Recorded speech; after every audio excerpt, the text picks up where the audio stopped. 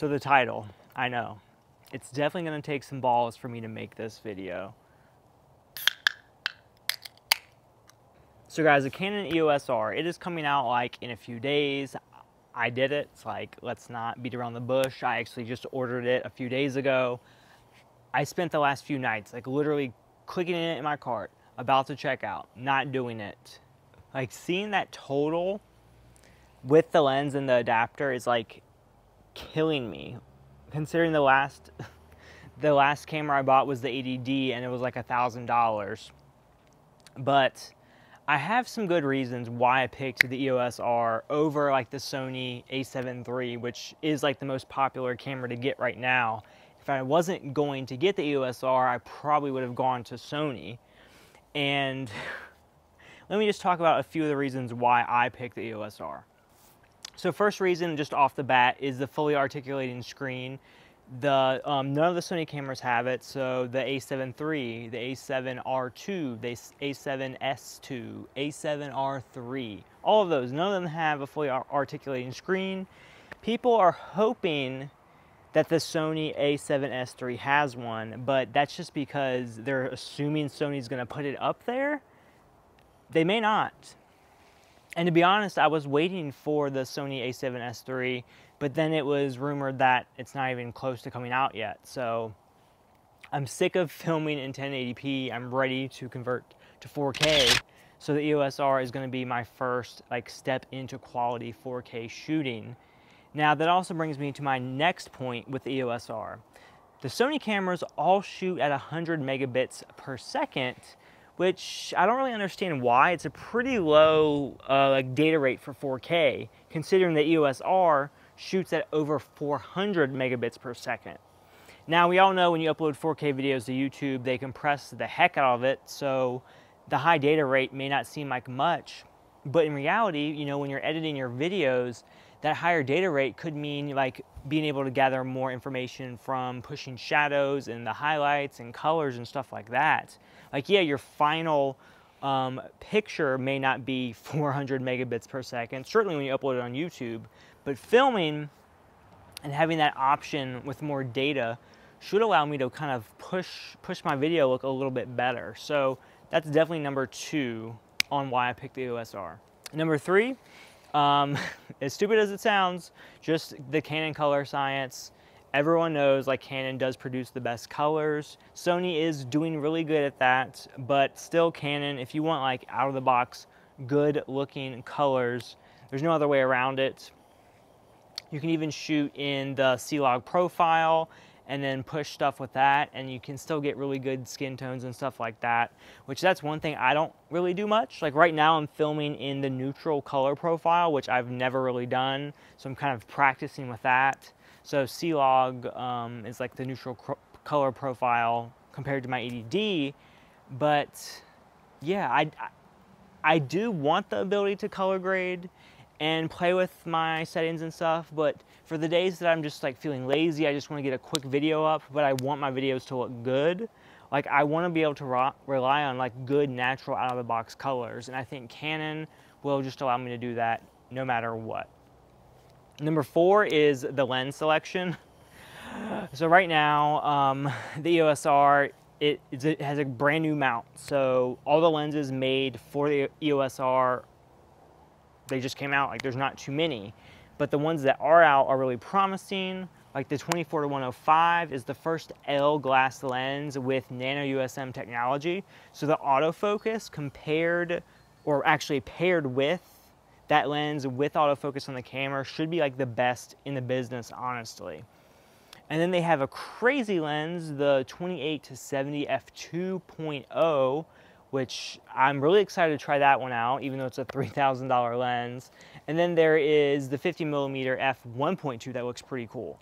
Now I have been shooting on the 24-70 f2.8 for over a year now. Like it has been the only lens attached to my camera for like a year now. Like I got rid of all my other lenses, like my 24mm f2.8 prime lens, got rid of that. I got rid of my kit lens. Like this has been my only lens. So I'm definitely like sad to like see myself using that lens less. But the good thing, which would be reason number 4, is that the Sony EOS R, so the Canon EOS R, the best thing about it, if you're into using like adapters, it comes with a few different ones and it will adapt to your Canon lenses, the EF or EFS mount perfectly.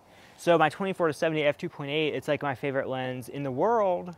I can use it on my EOS R and theoretically like the autofocus should be perfect. Everything should work exactly how I expect. So while I'm not going to have that on most of the time because I really don't want to use an adapter, I do want to shoot like with native lenses so I can get an idea of what Canon's really wanting you to do with this system. I like the ability that I can use my old lenses or even pick up older EF and EF lenses to use on the EOS R if I want to.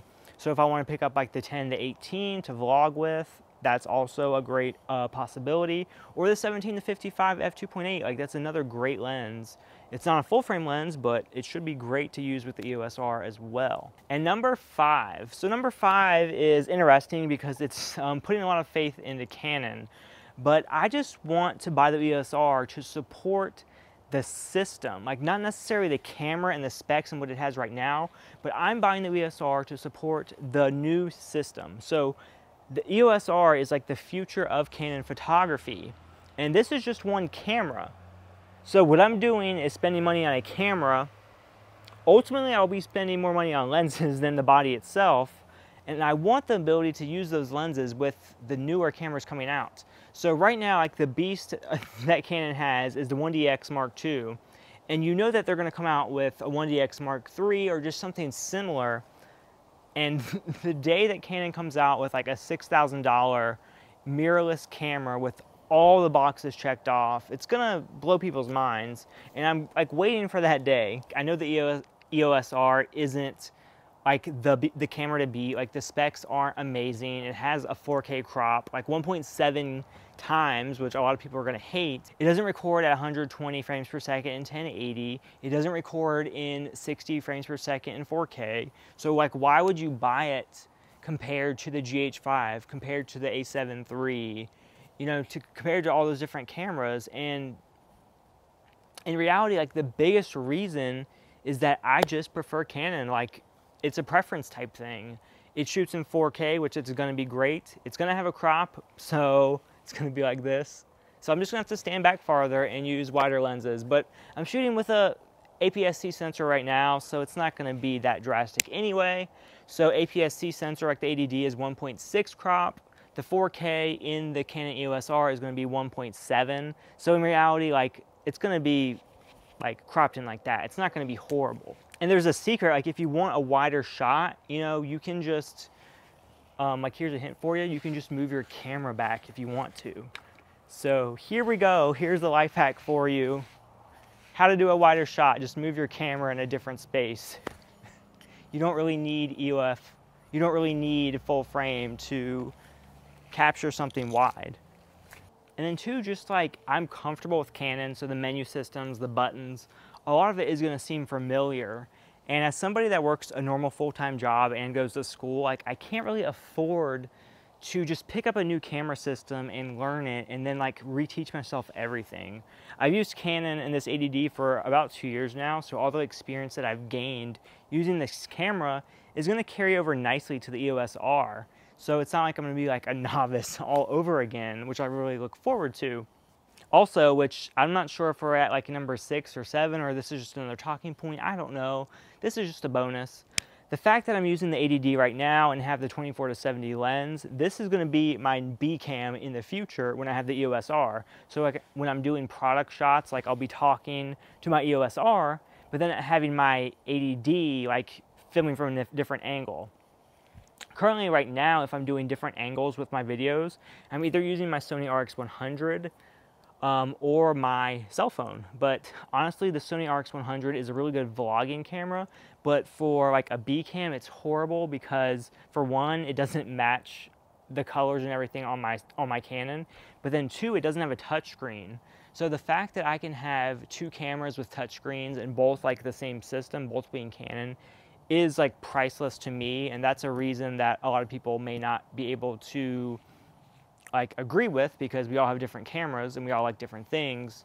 but I'm really looking forward to having like a multi-camera system and setup with both being Canon, both having fully articulating screens and both having like the same color profiles as well. I know the Canon EOS R does not check off a lot of the boxes that a lot of people are looking for in a camera in 2018, but I'm willing to give it a shot. I want to try out this new system Canon developed. I want to see this new body. I'm excited about the future of their lenses. I think I'm not going to go wrong with this. It may not be full frame, but I think it's going to be a great camera, and I'm excited to see the other bodies that come out using this lens system as well. Let me know what you think about in the comment section below. Are you triggered that I picked a Canon EOS R? Are you happy for me? Do you not care? Or do you just think that we all have different preferences, so there's not really any reason to feel any special way? I don't know. Are you going to get one? Probably not, because not many people are that I know of. But I'm excited if you are. Let me know your reasons for getting one below. Have a great day, guys. See you later.